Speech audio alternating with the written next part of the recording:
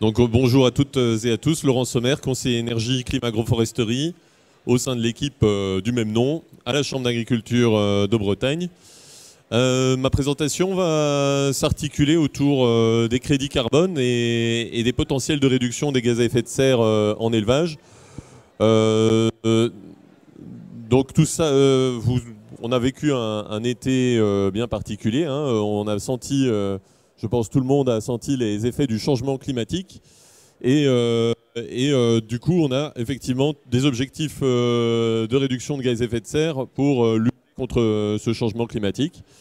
L'agriculture n'est pas épargnée puisque dans la stratégie nationale bas carbone, on a un objectif de 46% de réduction des émissions de gaz à effet de serre en agriculture.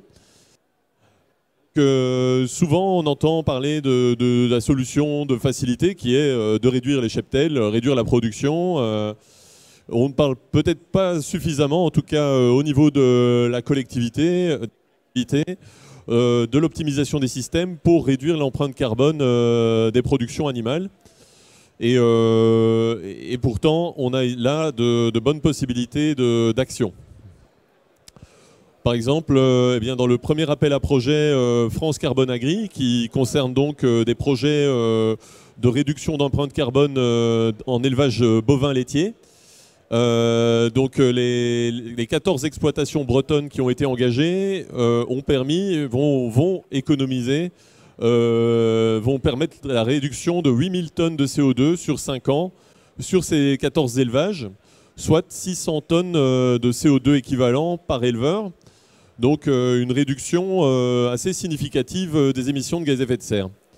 On parle ici de projets qui concernent, comme Philippe l'a expliqué tout à l'heure, la gestion du troupeau, l'alimentation ou encore la gestion des surfaces cultivées. Donc ces exploitations vont en moyenne réduire leurs émissions de 0,23 kg de CO2 équivalent par litre de lait.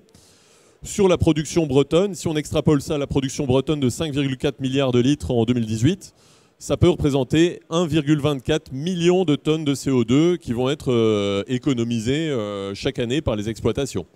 Donc une réduction de 9,4% des émissions agricoles bretonnes, ce qui n'est pas rien. Donc reste à engager un maximum d'exploitants dans la démarche. L'optimisation technico-économique des exploitations, donc réduction des charges notamment, est un moyen de convaincre les éleveurs. L'autre levier, ça va être la rémunération via les mécanismes du crédit carbone. Et donc là, les appels à projets France Carbone Agri sont notamment là pour aider les exploitants à engager les mesures sur leurs exploitations. Voilà, merci pour votre attention et à bientôt.